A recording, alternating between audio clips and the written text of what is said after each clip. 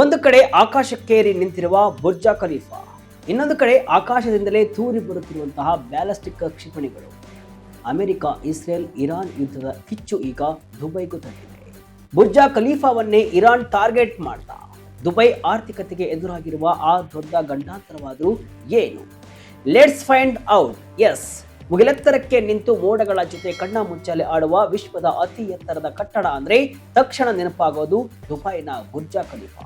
828 metre ಎತ್ತರವಿರುವ ಈ ಕಟ್ಟಡ ಕೇವಲ ಒಂದು ಟವರ್ ಅಲ್ಲ, ಇದು ಯುನೈಟೆಡ್ ಅರಬ್ ಎಮಿರೇಟ್ಸ್ ದೇಶದ ಆರ್ಥಿಕ ಬೆಳವಣಿಗೆ, ಅಪಾರ ಶಕ್ತಿ ಮತ್ತು ದೊಡ್ಡ ಮಹತ್ವಾಕಾಂಕ್ಷೆಯ ಸಂಕೇತ.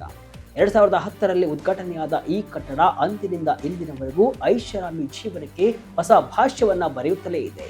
ಪ್ರವಾಸಿಗರಿಂದ ಹಿಡಿದು ಸ್ಥಳೀಯರವರೆಗೂ ಎಲ್ಲರನ್ನ ತನ್ನತ್ತ ಸೆಳೆಯುವ ಈ ಕಟ್ಟಡದ 124, 125 ಮತ್ತು 148ನೇ ಮಹಡಿಯಲ್ಲಿ ನಿಂತು ನೋಡಿದ್ರೆ ಇಡೀ ದುಬೈ ನಗರವೇ ಕಣ್ಮುಂದೆ ಅದ್ಭುತವಾಗಿ ಅನಾವರಣಗೊಳ್ಳುತ್ತೆ.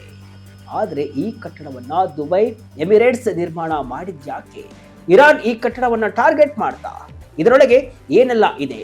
ದುಬೈ ಮೇಲೆ ನಡೆದ ದಾಳಿಯ ಅಸಲಿ ಕತೆ ಏನು? ಬನ್ನಿ ಇವತ್ತಿನ ವಿಡಿಯೋದಲ್ಲಿ ಫುಲ್ ಡೀಟೇಲ್ ಆಗಿ ನೋಡ್ಕೊಂಡು ಬರೋಣ. ನಾನು ಶಿವಮೂರ್ತಿ ಸ್ವರೂಪ. ಯುದ್ಧದಲ್ಲಿ ಬುರ್ಜ್ ಖಲೀಫಾ ಟಾರ್ಗೆಟ್ ಆಯ್ತಾ?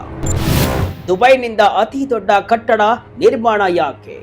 ಹೌದು, ದುಬೈ ಅಂದ್ರೆ ಬರೀ ಮರಳುಗಾಡು ಮತ್ತು ತೈಲ ಅಂತಿದ್ದ ಕಾಲ ಒಂದಿತ್ತು. ಆದ್ರೆ ದುಬೈ ಡೌನ್ ಟೌನ್ ಪ್ರದೇಶವನ್ನ ಅಭಿವೃದ್ಧಿಪಡಿಸಲು ಮತ್ತು ಪ್ರಪಂಚದಾದ್ಯಂತಹ ಪ್ರವಾಸಿಗರನ್ನ, ಹೂಡಿಕೆದಾರರನ್ನ ಆಕರ್ಷಿಸಲು ಒಂದು ಬೃಹತ್ ಲ್ಯಾಂಡ್ ಮಾರ್ಕ್ ಬೇಕಿತ್ತು. ಆ ಯೋಚನೆಯೇ ಬುರ್ಜ್ ಖಲೀಫಾ ನಿರ್ಮಾಣಕ್ಕೆ ಮೂಲ ಕಾರಣವಾಯಿತು. ಇದೊಂದು ವರ್ಟಿಕಲ್ ಸಿಟಿ, ಅಂದ್ರೆ ಲಂಬವಾಗಿರುವ ನಗರದಂತೆ ಇರಬೇಕು ಅನ್ನೋದು ಅವರ ಐಡಿಯಾ ಆಗಿತ್ತು. ಅಂದ್ರೆ ಒಂದೇ ಕಟ್ಟಡದಲ್ಲಿ ವಸತಿ ಸಮುಚ್ಚಯಗಳು, ಐಷಾರಾಮಿ ಹೋಟೆಲ್ಗಳು, ಪ್ರವಾಸಿ ತಾಣಗಳು ಮತ್ತು ದೊಡ್ಡ ದೊಡ್ಡ ಕಾರ್ಪೊರೇಟ್ ಕಚೇರಿಗಳು ಎಲ್ಲವೂ ಕೂಡ ಇರಬೇಕು. ದುಬೈ ಸರ್ಕಾರ ಕೇವಲ ತೈಲದ ಮೇಲೆ ಅವಲಂಬಿತವಾಗದೆ ತನ್ನ ಆರ್ಥಿಕತೆಯನ್ನ ಬೇರೆ ಕ್ಷೇತ್ರಗಳಿಗೂ ವಿಸ್ತರಿಸಲು ಈ ಭರ್ಜರಿ ಯೋಜನೆಯನ್ನ ಮಾಡಿತು. ರಿಯಲ್ ಎಸ್ಟೇಟ್ ಹೂಡಿಕೆದಾರರಿಂದ ಹಿಡಿದು ಜಾಗತಿಕ ಬಿಸಿನೆಸ್ಗಳವರೆಗೆ ಎಲ್ಲರನ್ನೂ ಕೂಡ ಆಕರ್ಷಿಸುವ ಮತ್ತು ವಿವಿಧ ಖಂಡಗಳಿಂದ ದುಡ್ಡನ್ನ ಸೆಳೆಯುವ ಮ್ಯಾಗ್ನೆಟ್ ತರಹ ಈ ಕಟ್ಟಡ ಕೆಲಸವನ್ನ ಮಾಡಬೇಕು ಅನ್ನೋದು ಪ್ರಾಥಮಿಕ ಉದ್ದೇಶವಾಗಿತ್ತು. ವಾಣಿಜ್ಯ ಕಟ್ಟಡಗಳ ಬಗ್ಗೆ ಜಗತ್ತಿನ ಕಲ್ಪನೆಯನ್ನೇ ಬದಲಾಯಿಸುವಂತಹ ಈ ಬಹು ಉದ್ದೇಶಿತ ಯೋಜನೆಗೆ UAE ಸರ್ಕಾರ ಸಂಪೂರ್ಣ ಬೆಂಬಲವನ್ನ ನೀಡಿತು. ಇದನ್ನೊಂದು ಬೃಹತ್ ವಾಸ್ತುಶಿಲ್ಪ ಮತ್ತು ಆರ್ಥಿಕತೆಯ ಬೋಲ್ಡ್ ಸ್ಟೇಟ್ಮೆಂಟ್ ಆಗಿ ರೂಪಿಸಲಾಯಿತು. 5.5 ವರ್ಷಗಳಲ್ಲಿ ಎದ್ದು ನಿಂತ ಬೃಹತ್ ಕಟ್ಟಡ, 26,000 ಗ್ಲಾಸ್ ಪ್ಯಾನಲ್, 4,000 ಟನ್ ಸ್ಟೀಲ್. ಇನ್ನು ಬುರ್ಜ್ ಖಲೀಫಾ ನಿರ್ಮಾಣದ ವಿಚಾರಕ್ಕೆ ಬಂದ್ರೆ 2004ರಲ್ಲಿ ಬುರ್ಜ್ ಖಲೀಫಾ ನಿರ್ಮಾಣ ಕಾರ್ಯ ಶುರುವಾಗುತ್ತೆ. ಸ್ಕಿಡ್ಮೋರ್, ವೋವಿಂಗ್ಸ್ ಮತ್ತು ಮೆರಿಲ್ ಅನ್ನೋ ಪ್ರಖ್ಯಾತ ಆರ್ಕಿಟೆಕ್ಚರಲ್ ಸಂಸ್ಥೆ ಇದರ ವಿನ್ಯಾಸವನ್ನ ಮಾಡಿತು. ಏಡ್ರಿಯನ್ ಸ್ಮಿತ್ ಇದರ ಲೀಡ್ ಆರ್ಕಿಟೆಕ್ಟ್ ಆಗಿದ್ರು. ಇವರ ವಿಷನ್ ಈ ಕಟ್ಟಡವನ್ನ ಜಗತ್ತಿನ ಅತಿ ಎತ್ತರದ ಕಟ್ಟಡವನ್ನಾಗಿ ಮಾಡುವಲ್ಲಿ ಬಹಳ ಪ್ರಮುಖ ಪಾತ್ರವನ್ನ ವಹಿಸಿತು. ಸ್ಮಿತ್ ಮತ್ತು ಸ್ಟ್ರಕ್ಚರಲ್ ಇಂಜಿನಿಯರ್ ಬಿಲ್ ಬೇಕರ್ ಇಬ್ಬರೂ ಸೇರಿ ಅತ್ಯಾಧುನಿಕ ತಂತ್ರಜ್ಞಾನವನ್ನ ಬಳಸಿ ಈ ಕಟ್ಟಡಕ್ಕೆ ಭದ್ರ ಬುನಾದಿಯನ್ನ ಹಾಕಿತ್ತು. ಬರೀ ಮೋಡಗಳ ಮಟ್ಟಕ್ಕೆ ಎತ್ತರ ಕಟ್ಟುವುದಲ್ಲ, ಎಷ್ಟೇ ಬಿರುಗಾಳಿ, ತಾಪಮಾನ ಬಂದರೂ ಕೂಡ ಗಟ್ಟಿಯಾಗಿ ನಿಲ್ಲುವಂತೆ ಮಾಡುವುದು ಅವರ ಉದ್ದೇಶವಾಗಿತ್ತು. ಗಾಳಿಯ ವೇಗ, ಮೆಟೀರಿಯಲ್ ಸಾಮರ್ಥ್ಯ ಮತ್ತು ಎತ್ತರಕ್ಕೆ ಹೋದಂತೆ ಬದಲಾಗುವ ತಾಪಮಾನ, ಇದೆಲ್ಲವನ್ನ ಕೂಡ ಲೆಕ್ಕಾಚಾರ ಹಾಕಿ ಭಾರಿ ಸಿಮ್ಯುಲೇಷನ್ ಮತ್ತು ಮಾಡೆಲಿಂಗ್ ಮೂಲಕ ಡಿಸೈನ್ ಮಾಡಲಾಯಿತು. ರೋಮ್ ನಗರವನ್ನ ಒಂದೇ ದಿನದಲ್ಲಿ ಕಟ್ಟಿಲ್ಲ ಅನ್ನೋ ಮಾತಿದೆ. ಆದ್ರೆ ಬುರ್ಜ್ ಖಲೀಫಾ ಅಂತಹ ಬೃಹತ್ ಕಟ್ಟಡ ಕೇವಲ 5.5 ವರ್ಷಗಳಲ್ಲಿ, ಅಂದ್ರೆ 2009ರ ಅಕ್ಟೋಬರ್ ವೇಳೆಗೆ ಪೂರ್ಣಗೊಂಡಿದ್ದು ವಾಸ್ತುಶಿಲ್ಪದ ಜಗತ್ತಿನಲ್ಲಿ ಒಂದು ಅದ್ಭುತ. ಹಂತ ಹಂತವಾಗಿ ನಡೆದ ಈ ಕಾಮಗಾರಿಯಲ್ಲಿ ಸಾವಿರಾರು ಇಂಜಿನಿಯರ್ಗಳು ಮತ್ತು ಕಾರ್ಮಿಕರ ಸತತ ಪರಿಶ್ರಮವಿದೆ. ಪ್ರತಿ ಹಂತವನ್ನ ಬಹಳ ನಿಖರವಾಗಿ ಕಟ್ಟಲಾಯಿತು. ಕಟ್ಟಡದ ಹೊರಭಾಗಕ್ಕೆ ಗ್ಲಾಸ್ ಪ್ಯಾನಲ್ಗಳನ್ನು ಅಳವಡಿಸುವುದು ದೊಡ್ಡ ಸವಾಲಾಗಿತ್ತು. ನಿಮಗೆ ಒಂದು ಫನ್ ಫ್ಯಾಕ್ಟ್ ಗೊತ್ತಾ? ಬರೋಬ್ಬರಿ 26,000 ಗ್ಲಾಸ್ ಪ್ಯಾನಲ್ಗಳನ್ನು ಇದಕ್ಕೆ ಬಳಸಲಾಗಿದೆ. ಒಂದೊಂದು ಪ್ಯಾನಲ್ ತೂಕ ಬರೋಬ್ಬರಿ 362 kg ಇತ್ತು. ಚೀನಾದ 300ಕ್ಕೂ ಹೆಚ್ಚು ಕ್ಲಾಡಿಂಗ್ ಸ್ಪೆಷಲಿಸ್ಟ್ಗಳು ಈ ಕೆಲಸವನ್ನ ಮಾಡಿ ಬರೋಬ್ಬರಿ 512 ಮೀಟರ್ ಎತ್ತರದಲ್ಲಿ ಅಲ್ಯೂಮಿನಿಯಂ ಮತ್ತು ಗ್ಲಾಸ್ ಮುಂಭಾಗವನ್ನ ಅಳವಡಿಸಿ ಬುರ್ಜ್ ಖಲೀಫಾ ವಿಶ್ವ ದಾಖಲೆ ಕೂಡ ಬರೆಯಿತು.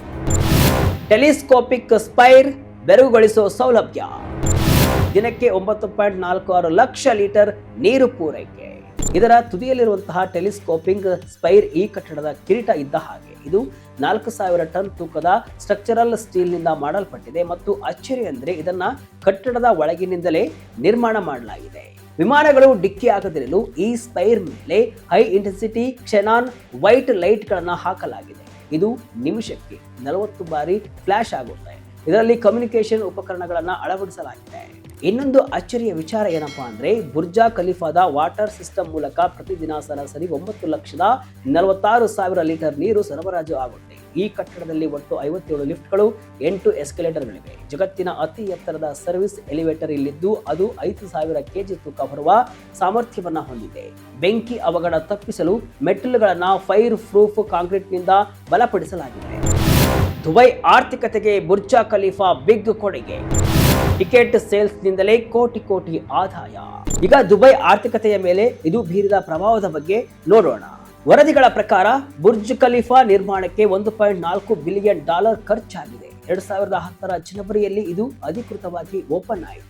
ಈ ಪ್ರಾಜೆಕ್ಟ್ಗೆ ಹಣಕಾಸು ನೆರವು ನೀಡಿದ್ದಕ್ಕಾಗಿ ಕೃತಜ್ಞತೆ ಸಲ್ಲಿಸಲು ಯುಎಇಯ ಮಾಜಿ ಅಧ್ಯಕ್ಷ ಮತ್ತು ಅಬುಧಾಬಿಯ ಎಮಿರ್ ಆಗಿದ್ದ Khalifa bin Zayed Al Nahyan ಅವರ ಹೆಸರನ್ನ ಈ ಕಟ್ಟಡಕ್ಕೆ ಇಡಲಾಯಿತು.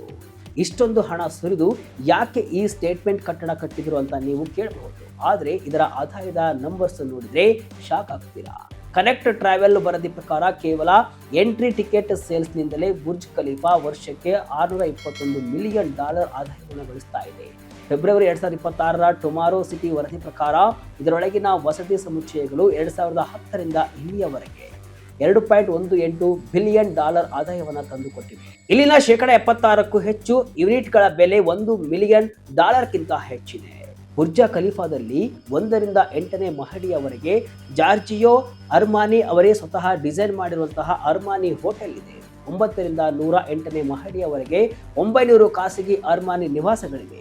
154ನೇ ಮಹಡಿಯವರೆಗೆ ಕಾರ್ಪೊರೇಟ್ ಸೂಟ್ಗಳು, ಸ್ಪಾ, ಜಿಮ್, ಪೂಲ್ ಮುಂತಾದ ಐಷಾರಾಮಿ ಸೌಲಭ್ಯಗಳಿವೆ. ಭೋಜನ ಪ್ರಿಯರಿಗಂತೂ ಇದು ಸ್ವರ್ಗ. 122ನೇ ಮಹಡಿಯಲ್ಲಿ ಜಗತ್ತಿನ ಅತಿ ಎತ್ತರದ ರೆಸ್ಟೋರೆಂಟ್ ಅಟ್ಮಾಸ್ಫಿಯರ್ ಇದೆ. ಅಲ್ಲಿ ಕುಳಿತು ದುಬೈನ ಸೌಂದರ್ಯವನ್ನ ನೋಡ್ತಾ ಊಟ ಮಾಡುವುದೇ ಒಂದು ಅದ್ಭುತ ಅನುಭವ. ಅತಿ ಹೆಚ್ಚು ಮಹಡಿಗಳು, ಅತಿ ಎತ್ತರದ ಎಲಿವೇಟರ್, ಅತಿ ಎತ್ತರದ ವಸತಿ ಮಹಡಿ, ಹೀಗೆ ಹಲವು ದಾಖಲೆಗಳು ಇದರ ಹೆಸರಿನಲ್ಲಿದೆ. ಇರಾನ್ ಕ್ಷಿಪಣಿ ದಾಳಿ, ಬುರ್ಜ್ ಖಲೀಫಾಗೆ ಆಪತ್ತು, ಪ್ರವಾಸೋದ್ಯಮಕ್ಕೆ ಭಾರಿ ಪೆಟ್ಟು, ನಡುಗಿದ ದುಬೈ. ಆದರೆ ವೀಕ್ಷಕರೇ, ಇಂತಹ ಐಷಾರಾಮಿ ಸೇಫ್ ಹಾಗೂ ಶಾಂತಿಯುತ ಸ್ಥಳದಲ್ಲಿ ಈಗ ಯುದ್ಧದ ಕಾರ್ಮೋಡ ಕವಿದಿದೆ. ಇತ್ತೀಚೆಗೆ ಶುರುವಾದ ಇಸ್ರೇಲ್ ಹಾಗೂ ಇರಾನ್ ಯುದ್ಧದ ಕಿಚ್ಚು ಯುಎಇಗೂ ಕೂಡ ತಲುಪಿದೆ. ಅಮೆರಿಕಕ್ಕೆ ಬೆಂಬಲ ನೀಡುವ ಯುಎಇ ಮೇಲೆ ಇರಾನ್ ಬ್ಯಾಲಿಸ್ಟಿಕ್ ಮಿಸೈಲ್ ಮತ್ತು ಡ್ರೋನ್ ದಾಳಿಗಳನ್ನು ನಡೆಸ್ತಾ ಇದೆ. ಯುದ್ಧ ಶುರುವಾದ ಮೊದಲ ದಿನವೇ ಬುರ್ಜ್ ಖಲೀಫಾ ಸುತ್ತಮುತ್ತ ಭಾರಿ ಸ್ಫೋಟಗಳು ಮತ್ತು ಹೊಗೆ ಕಾಣಿಸಿಕೊಂಡಿದ್ದು ಜನ ಬೆಚ್ಚಿಬಿದ್ದಿದ್ರು. ಅಸಲಿಗೆ ಅಮೆರಿಕ ಮತ್ತು ಇಸ್ರೇಲ್ ಜಂಟಿಯಾಗಿ ಇರಾನ್ನ ಸುಪ್ರೀಂ ಲೀಡರ್ ಅಯಾತುಲ್ಲಾ ಅಲಿ ಖಮೇನಿ ಕಚೇರಿ ಸೇರಿದಂತೆ ಹಲವು ಕಡೆ ಆಪರೇಷನ್ ಎಪಿಕ್ ಫ್ಯೂರಿ ಹೆಸರಿನಲ್ಲಿ ದಾಳಿ ಮಾಡಿದ್ದರು. ಇದಕ್ಕೆ ಪ್ರತಿಕಾರ ತೀರಿಸಿಕೊಳ್ಳಲು ಗಲ್ಫ್ ರಾಷ್ಟ್ರಗಳಲ್ಲಿರುವಂತಹ ಅಮೆರಿಕದ ಸೇನಾ ನೆಲೆಗಳಾದ ಯುಎಇಯ ಅಲ್ ದಫ್ರಾ ಏರ್ ಬೇಸ್, ಕತಾರ್ನ ಅಲ್ ಉದೈದ್ ಸೇರಿದಂತೆ ಬಹರೇನ್, ಕುವೈತ್ ಮೇಲೂ ಕೂಡ ಇರಾನ್ ಟಾರ್ಗೆಟ್ ಮಾಡಿದೆ. ಬುರ್ಜ್ ಖಲೀಫಾಗೆ ನೇರವಾಗಿ ಯಾವುದೇ ಮಿಸೈಲ್ ಬಿದ್ದಿಲ್ಲ. ಆದರೆ ಅಕ್ಕಪಕ್ಕದಲ್ಲಿ ಆದ ಸ್ಫೋಟ ಮತ್ತು ಇಂಟರ್ಸೆಪ್ಟ್ ಆದ ಡ್ರೋನ್ಗಳ ಅವಶೇಷಗಳು ಬಿದ್ದು ಕೊಲ್ಯಾಟರಲ್ ಡ್ಯಾಮೇಜ್ ಆಗಿದೆ. ದಾಳಿ ವೇಳೆ ತಕ್ಷಣವೇ ಬುರ್ಜ್ ಖಲೀಫಾ ಕಟ್ಟಡವನ್ನ ಎವಾಕ್ಯುವೇಟ್ ಮಾಡಿಸಲಾಗಿದ್ದು ಸ್ಟ್ರಕ್ಚರಲ್ ಫೇಲ್ಯೂರ್ನಿಂದ ಪಾರಾಗಿದೆ. ಕಟ್ಟಡದ ಸುರಕ್ಷತಾ ತಪಾಸಣೆ ಕೂಡ ನಡೀತಾ ಇದೆ. ಆದರೆ ದುಬೈ ಇಂಟರ್ ನ್ಯಾಷನಲ್ ಏರ್ಪೋರ್ಟ್ನ ಟರ್ಮಿನಲ್ಗೆ ಸಣ್ಣ ಹಾನಿಯಾಗಿದ್ದು 4 ಸಿಬ್ಬಂದಿ ಗಾಯಗೊಂಡಿದ್ದಾರೆ. ಏರ್ ಸ್ಪೇಸ್ ಕ್ಲೋಸ್ ಆಗಿದ್ದರಿಂದ ವಿಮಾನ ಹಾರಾಟ ಸ್ಥಗಿತಗೊಂಡಿದೆ. ಇನ್ನೊಂದು ಪ್ರಮುಖ ಲ್ಯಾಂಡ್ ಮಾರ್ಕ್ ಆಗಿರುವಂತಹ ಬುರ್ಜ್ ಅಲ್ ಅರಬ್ ಹೋಟೆಲ್ ಹೊರಭಾಗದಲ್ಲಿ ಕೂಡ ಹೊಡೆದುರುಳಿಸಿದ ಡ್ರೋನ್ ಬಿದ್ದು ಬೆಂಕಿ ಹೊತ್ತಿಕೊಂಡಿತ್ತು. ತಕ್ಷಣ ಅದನ್ನ ನಂದಿಸಲಾಯಿತು. ಪಾಮ್ ಜಮೇರಾದಲ್ಲಿರುವಂತಹ ಫೇರ್ ಮಾಂಟಾ ಹೋಟೆಲ್ನಲ್ಲಿ ಬೆಂಕಿ ಕಾಣಿಸಿಕೊಂಡು ಕೆಲವರಿಗೆ ಗಾಯಗಳು ಕೂಡ ಆಗಿದೆ. ಒಟ್ಟಾರೆಯಾಗಿ ಯುಎಇ ಮೇಲೆ ನಡೆದ ಈ ದಾಳಿಯಿಂದ ಕನಿಷ್ಠ 4 ಜನ ಸಾವನ್ನಪ್ಪಿದ್ದು 100ಕ್ಕೂ ಹೆಚ್ಚು ಜನ ಗಾಯಗೊಂಡಿದ್ದಾರೆ. ಒಟ್ಟಿನಲ್ಲಿ ಮರುಭೂಮಿಯ ನಡುವೆ ಒಂದು ಅದ್ಭುತ ಕನಸಿನಂತೆ ಎದ್ದು ನಿಂತಿದ್ದ ಬುರ್ಜ್ ಖಲೀಫಾ ಮತ್ತು ಇಡೀ ದುಬೈ ನಗರ ಈಗ ಇರಾನ್ ಮತ್ತು ಅಮೆರಿಕದ ನಡುವಿನ ದ್ವೇಷದ ಜ್ವಾಲೆಗೆ ಸಿಲುಕಿ ನಲುಗ್ತಾ ಇದೆ. ಜಗತ್ತಿನ ಮೂಲೆ ಮೂಲೆಗಳಿಂದ ಪ್ರವಾಸಿಗರನ್ನ ಸೆಳೆಯುತ್ತಿದ್ದಂತಹ ದುಬೈನ ಪ್ರವಾಸೋದ್ಯಮಕ್ಕೆ ದೊಡ್ಡ ಪೆಟ್ಟು ಬಿದ್ದಿದೆ.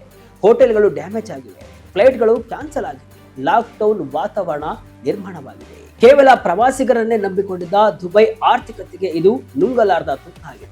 ತೈಲದ ಅವಲಂಬನೆ ಬಿಟ್ಟು ಟೂರಿಸಂ ಮತ್ತು ಇನ್ವೆಸ್ಟ್ಮೆಂಟ್ ಮೂಲಕ ಬೆಳೆಯಬೇಕು ಅಂತ ಬುರ್ಜ್ ಖಲೀಫಾ ಕಟ್ಟಿದ ದುಬೈಗೆ ಈ ಗಲ್ಫ್ ಯುದ್ಧದ ಭೀತಿ ಆತಂಕ ತರಿಸಿದೆ. ಇದಿಷ್ಟು ಇವತ್ತಿನ ವಿಶೇಷ. ಇದೇ ರೀತಿ ಹಲವು ವಿಶ್ಲೇಷಣೆ ಮಾಹಿತಿ ಅಷ್ಟೇ ಅಲ್ಲ, ಮನರಂಜನೆಯ ವಿಡಿಯೋಗಳಿಗಾಗಿ ವಿಜಯ ಕರ್ನಾಟಕ ವೆಬ್ಸೈಟ್, ಫೇಸ್ಬುಕ್ ಹಾಗೂ ಯೂಟ್ಯೂಬ್ ಪೇಜ್ ಅನ್ನು ಫಾಲೋ ಮಾಡಿ. ಧನ್ಯವಾದಗಳು.